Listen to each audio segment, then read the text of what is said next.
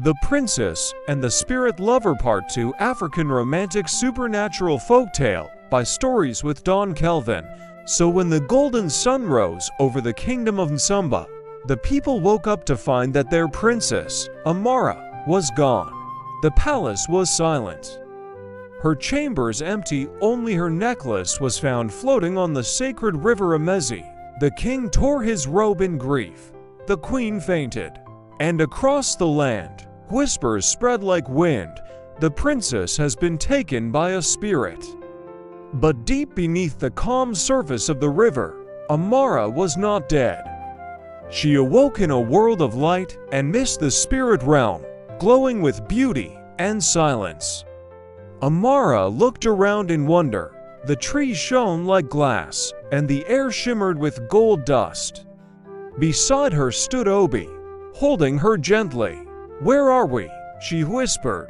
"You are in my world now," Obi replied softly. "The world of the spirits." At first, Amara was afraid, but Obi's eyes were full of love and peace.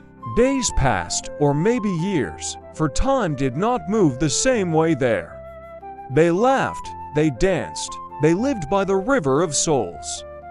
For the first time, Amara felt truly free.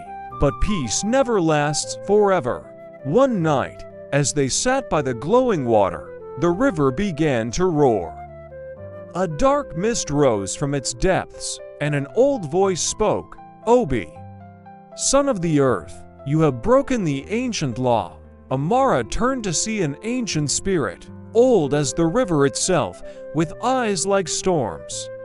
"You were cursed to guard this river," it thundered. "You were not to love again." Amara's heart stopped. "Cursed? What do you mean?" she asked, trembling. Obi's face was full of pain. He held her hands. "Long ago, when I was human, I loved a woman from another village. During the Great Flood, I saved her but lost my own life. The river took me and made me its guardian, a spirit bound to protect the waters. The gods warned me never to love a mortal again, or both our worlds would suffer." Tears filled Amara's eyes.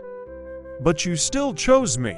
"Yes," Obi said softly, "because love called me again, and I could not resist the voice that cried by the river." The ancient spirit raised its hand. "Then the balance must be restored. The human must return to her world, and the spirit must vanish forever." Amara fell to her knees. "No, please, don't take him from me." Her cry echoed through the spirit world, shaking even the stars. Back in the human world, the priests gathered by the river, chanting to break the bond. The sky turned dark, and lightning struck the waters. King Ekin called to the gods, "Bring back my daughter, even if it costs me all my gold," the river answered. A whirlpool formed, glowing with light, and from it, Amara's body began to rise slowly from the water. She gasped, waking up in the real world again. But when she looked around, Obi was gone, her heart shattered. The villagers cheered that the princess had returned, but Amara's eyes were full of tears. She could not feel Obi's presence anymore. Amara refused to eat or sleep. Each night, she went to the river, whispering his name. "Obi, please come back to me." The river stayed silent. But on the seventh night, when the moon was full, the water began to glow again. A familiar voice rose with the wind. "Amara." She ran to the bank, tears falling fast. Obi appeared once fainter, like smoke in moonlight. "You came back," she cried. "I cannot stay," he said softly. "The gods gave me one last moment to say goodbye. Then take me with you," she begged. "If I take you," Obi said, "your soul will never know peace. But if you stay, your love will live in the stories of your people forever." He smiled gently, touching her face for the last time.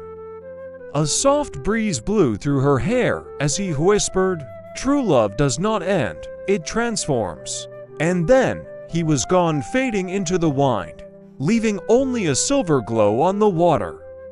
Years passed. Princess Amara never married again. She built a small shrine by the river where lovers came to pray for true love and protection. She became known as Amara the Faithful, the princess who loved beyond life and death.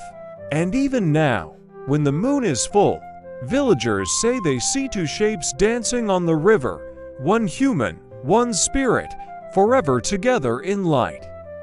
Let us look at the moral lessons on this story. 1. Love is powerful, but it is also sacred. 2. It can cross worlds, heal hearts, and even defy death. 3. But it must always come with truth, loyalty, and sacrifice.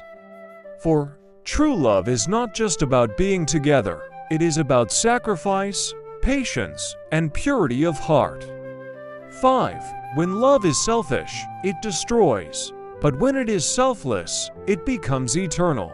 If you enjoyed this story, don't forget to like the video, comment your favorite part, and subscribe for more African folktales stories every week. Watch The Princess and the Spirit Lover, Part 1 if you haven't yet. See you in my next video.